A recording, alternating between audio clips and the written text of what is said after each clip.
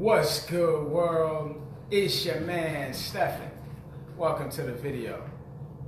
My dog's trying to get in the video. Pull it down. In today's video, we are had to take his chewy from him. So in today's video, we're gonna chat about my new 4 pillars to the body game. Okay, and how nice guys struggle in each of these pillars. Whether they're going to struggle with one of these pillars or more of these pillars, nice guys definitely struggle in some, if not all, of these areas. This is going to be a good video. This is going to be a video for those of you who are struggling. All right, this is video number 4 out of 5 of our No More Mr. Nice Guy series. Okay, inspired by the author of the book, No More Mr. Nice Guy, Dr. Robert Glover. Okay, and he has coined the term nice guy syndrome. All right, and so this is for men who are struggling with nice guy syndrome. So if you've got some resentment built up, if you ain't getting what you want out of your life, okay, and especially in these pillars that we're going to talk about, this is going to be a good video for you. So let's chat it up. What are the 4 pillars to the body game? Because I've been talking specifically a lot about body game, but I will always try to make it clear that body game isn't just about image. It's not just about aesthetics. It's not just about your looks. The body game is all about energy. Body game is also about vibes. So, the 4 pillars to the body game. Let's chat. Pillar number 1 is flow. How well does your body flow?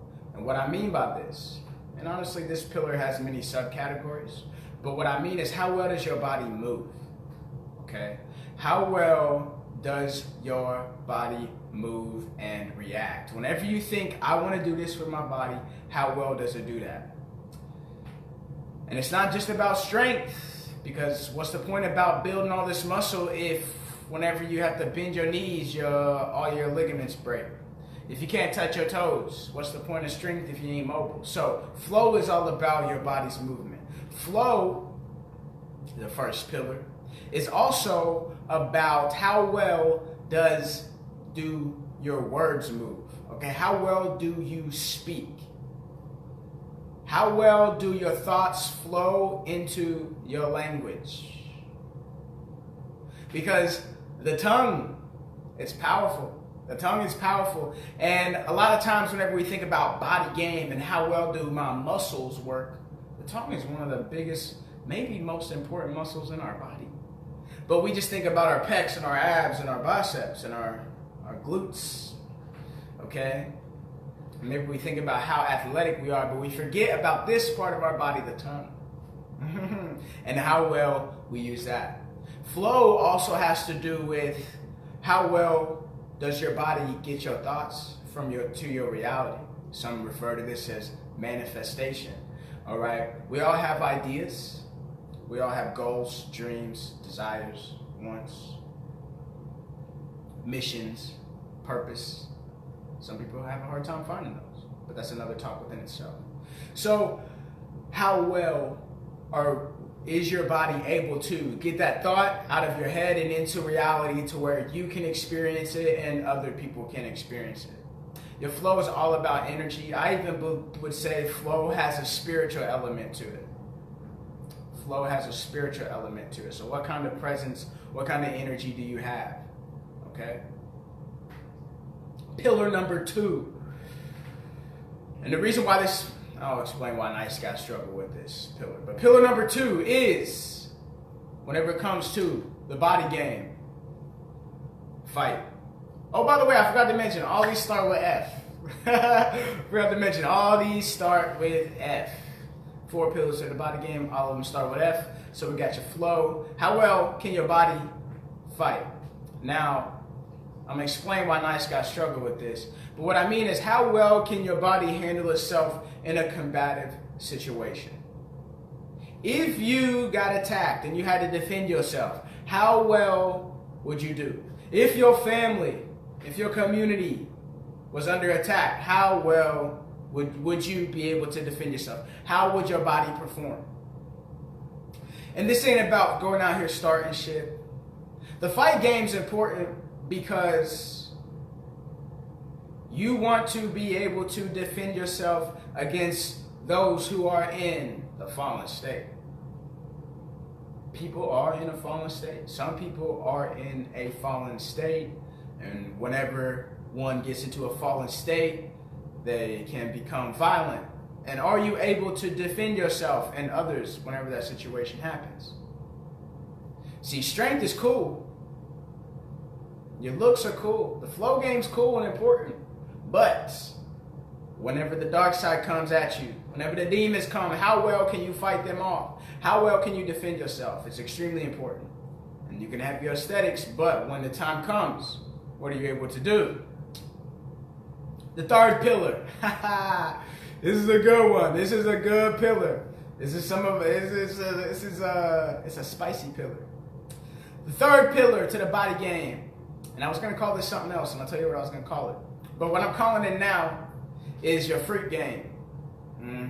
Oh yeah, I said it. Your freak game. How well does your body handle the sexual side of the world? I was going to call it the fuck game, but because I wanted to keep it because, you know, sometimes kids watch these videos and everything like that, and while I am producing more adult content because I want to start solving more adult issues other than just dance. But yeah, I wanted to lower it just a little bit. So we're gonna call it the freak game, and the reason why we're gonna call it the freak game is because I don't want to make it come across as just the goody two shoes either. All right, I want to have that nasty element in it. You want to have that dirty element in it. You want to have some of that dark side. You want to have that spicy stuff. So we are going to call it the freak game. So let me ask you, how well does your body handle sex? How well can your body produce that sexual energy, create that sexual energy? Whenever you do have sex, are you able to get your needs met? And are you able to get your partner's needs met? The free game. All right. And a lot of people sleep on sex appeal and the importance of it. Some people be getting like really big, they got their aesthetics down, or maybe they can fight like that second pillar, but they don't be working on their sex appeal. They don't be studying sexology and how it works, the ins and outs of that energy. So how well does that work? All right, and the fourth pillar, the fourth and final pillar of my 4 pillars to the body game. And if somebody has a better idea, a better word for this, let me know. I will be accepting a different term for this, but right now we're gonna go with it because it starts with an F. Is your feed game. Your feed game, what do I mean by that? How well are you able to not only just feed yourself, but feed your family and feed the community? Is your body able to produce the results, produce the type of action, produce the type of lifestyle that is able to feed yourself, but also feed your community, feed your family? And your feed game also has a lot to do with what type of value are you providing to the world? What information are you feeding your community with? What service are you providing? How are you helping the world? This has to do a lot with purpose as well. Your feed game.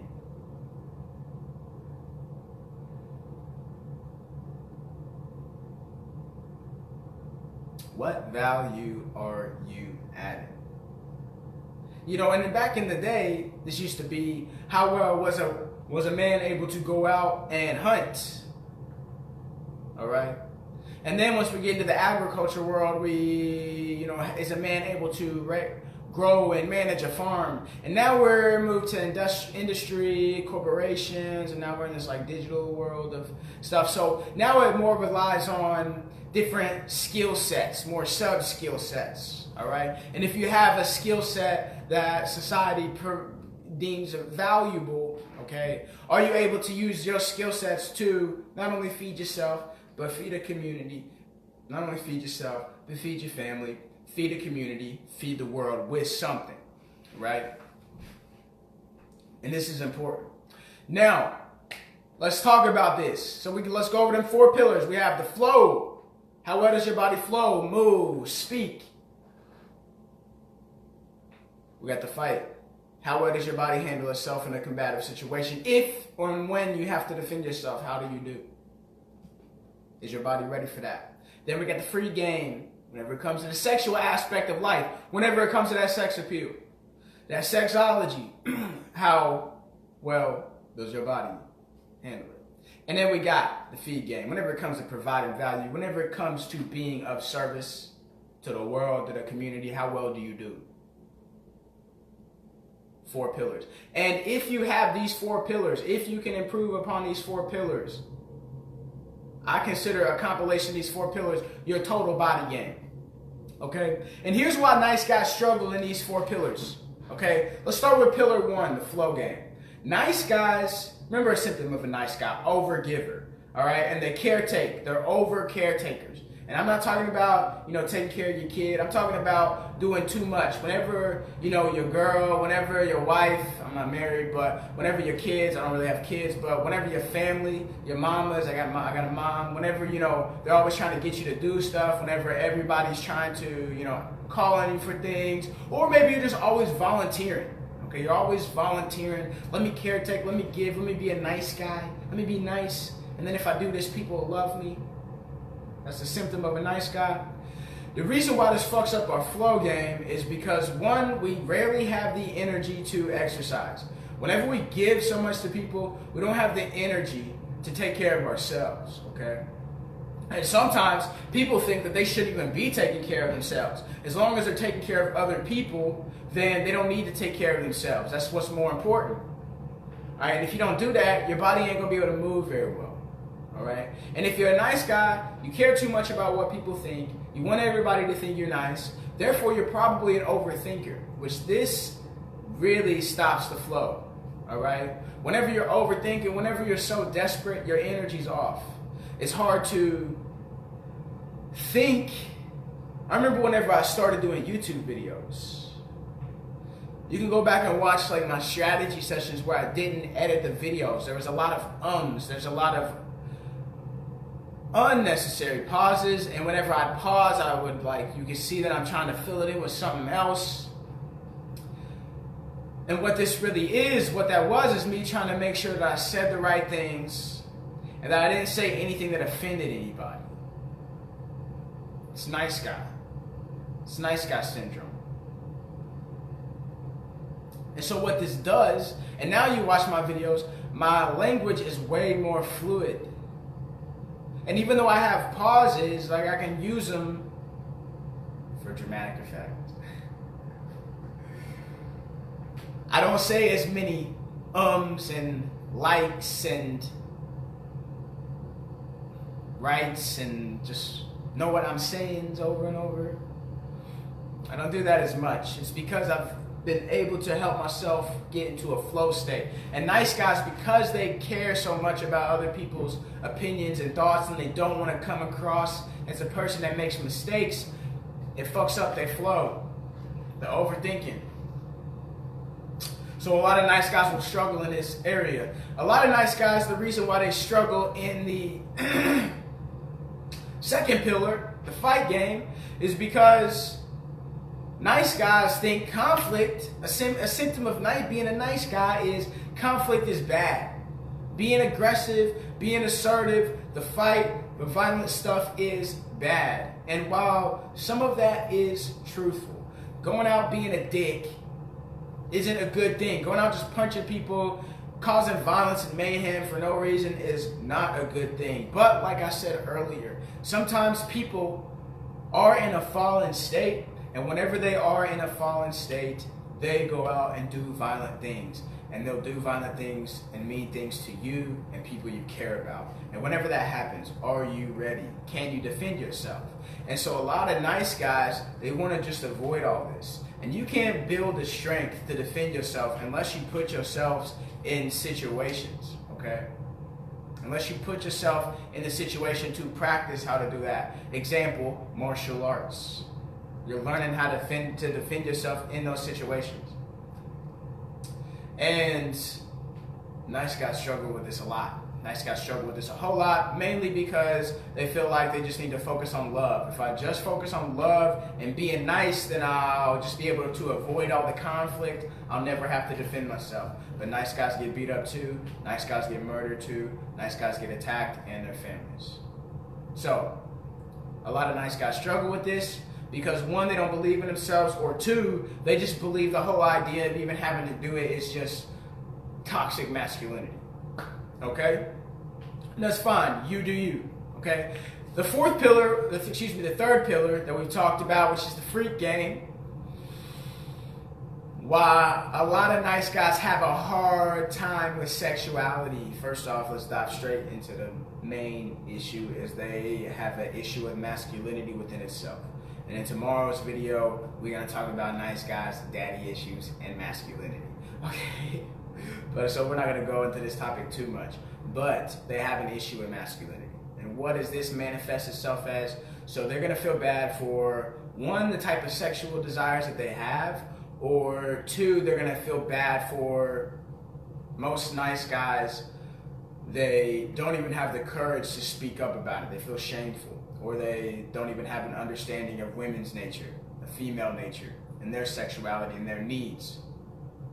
And so a lot of nice guys struggle with this. And because nice guys want to be people pleasers, they want to make sure they're doing everything right. Whenever they do encounter a sexual experience, they want to make sure that they perform at their best, which then causes performance anxiety and stuff like that. And that's a whole other conversation within itself, which I will address in future videos. But most nice guys also have trouble even creating the opportunities of sexual encounters or sexual tension, because the nice guy vibe is not sexy to most women.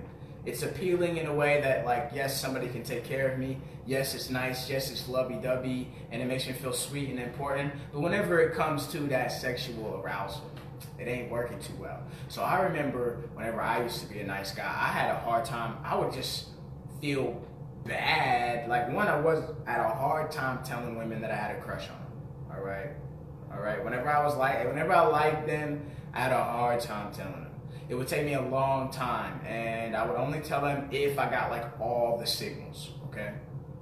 And don't even bring up sex around me. I was so scared to bring up sex whenever it came to those type of situations. I remember one of the women that I really liked, I didn't want them to think that I was just into them for sex. So I would make sure I try to do the extra on the dates. I'd write extra poems and love songs, and I'd do all the extra sweet shit and the extra text messages and all that fun stuff. All right. And it's just too much. It's too much. It's too much. It's too much.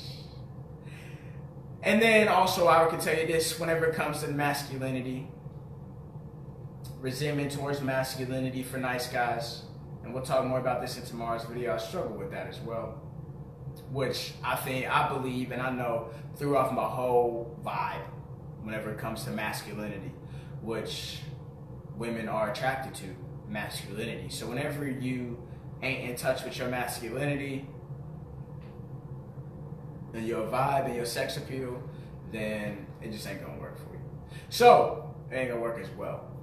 Now, the fourth one, and this is an interesting one for the nice guy, because a lot of nice guys actually have some decent success in the fourth one. So whenever we're talking about feeding, not only can you feed yourself, your family, or the community, a lot of nice guys will actually resort to trying to get really good in this pillar, okay, but ignore the rest. All right, because a lot of nice guys are actually good at, what's the main symptom? Over giving and over caretaking. Okay, so whenever it comes to providing like their family with stuff, they're really good at that. Maybe they're even good at like providing their community with stuff and their friends. Okay, they're always good at over giving.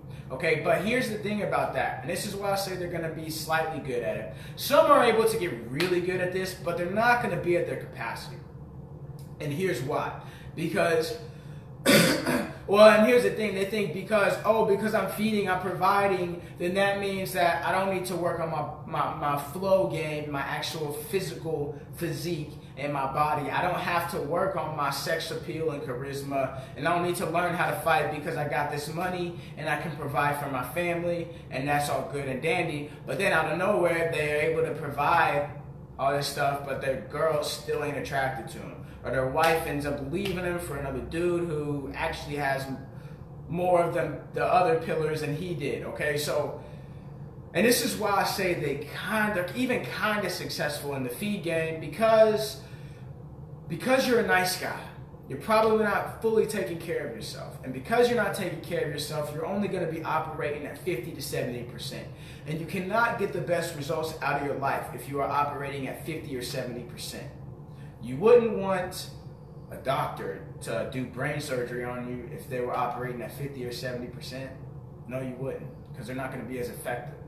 And the risk of mistakes is going to be a lot higher. So, nice guys, even though they may have some career success, because they aren't taking care of themselves, they are not going to be operating at their best, which means they're not going to reach their capacity. Along with this, because their energy's just off and they got that desperate energy, the whole energy game is going to be whack. And then along with this, most nice guys have a hard time with conflict and avoid conflict. And whenever it comes to business and career success, it's a competitive world. It takes competition. It takes a little conflict. You got to hurt some people, not necessarily in a bad way or anything like that. Usually people can learn from these experiences and grow from it and better their lives and maybe even years from now and others. So, but you got to do it. You got to go out there and compete, okay? And if your feed game may be okay, you may have this fourth pillar, but if you're not competing, if you're not willing to cause a little conflict, then you're not going to really be putting yourself in the best situation, okay? And you're not going to be optimizing these situations, okay? So these are the four pillars of the body game. And whenever a lot of people are good at getting up, working on one, a lot of nice guys may be okay with working on two. But it's like, yeah, you're big and buff and you can move your body, but can you use your thing whenever it comes down to it? How's your verbal game whenever it comes down to it? I learned in jiu-jitsu, just because you big and buff don't mean you the strongest dude. Big buff dudes come into the gym all the time, get hip tossed by dudes that are, my size, 5'4", 135 pounds.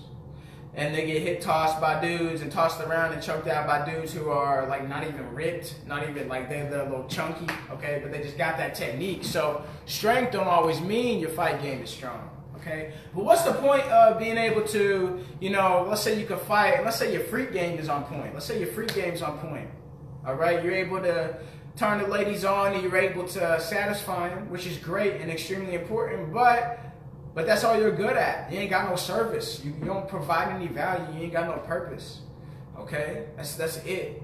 Is that really how you just want to live your life?